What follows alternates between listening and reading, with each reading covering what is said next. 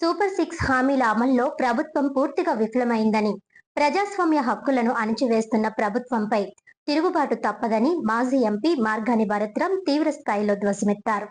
YSR Congress party అధ్యక్షులు మాజీ ముఖ్యమంత్రి వైఎస్ జగన్మోహన్ రెడ్డి ఆదేశాల మేరకు మాజీ ఎంపీ మరియు వైఎస్ఆర్సీపీ జాతీయ అధికార ప్రతినిధి మార్గాని భరత్రాం ఆధ్వర్యంలో రాజమహేంద్రవరంలోని కోటగుమ్మం సెంటర్లోని దివంగత మహానేత వైఎస్ రాజశేఖర్ రెడ్డి విగ్రహం వద్ద నుంచి డీలక్స్ సెంటర్ వరకు భారీ శాంతియుత నిరసన ర్యాలీ నిర్వహించారు.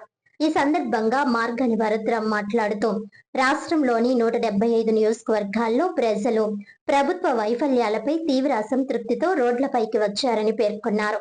ఎన్నికల సమయంలో ఇచ్చిన సూపర్ 6 హామీలను అమలు చేయడంలో ప్రభుత్వం పూర్తిగా విఫలమైందని ఆరోపించారు. సూపర్ 6 హామీలు మోసపూరిత ప్రచారంగా మారాయని అన్నారు.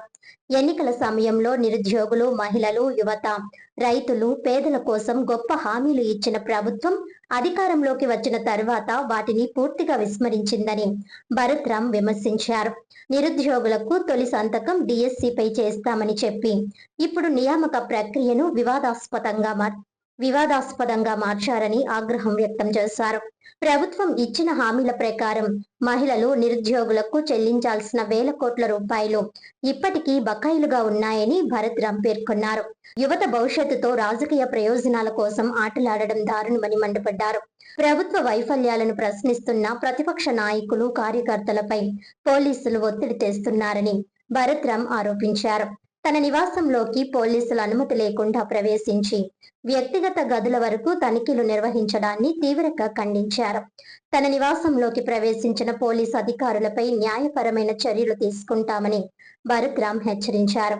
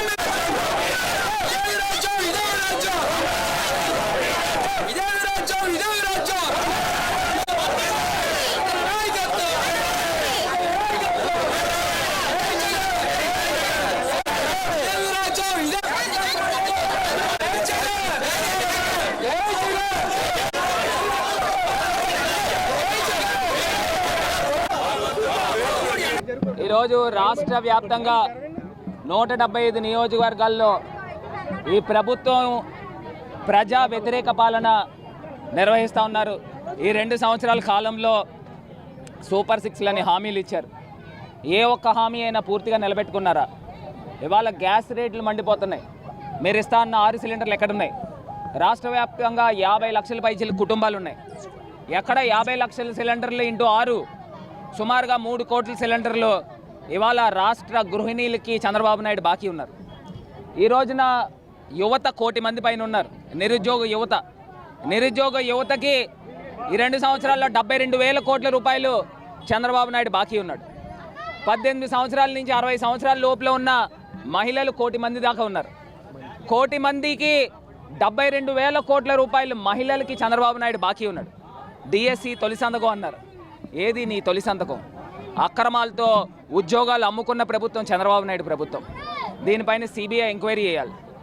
ఇవాళ నేను అడుగుతా ఉన్నా, శాంతియుతంగా మేము నిరసన దీక్ష చేస్తూ ఉంటే పోలీసులు మా ఇంటికి వచ్చారు. 30-40 మంది పోలీసులు వచ్చి నా బెడ్రూమ్లోకి వెళ్ళే రైట్ ఎవరిచ్చారని అడుగుతా ఉన్నా. మీరేంటంటే పోలీసులు అంటే ఏమనుకుంటున్నారు మీరు?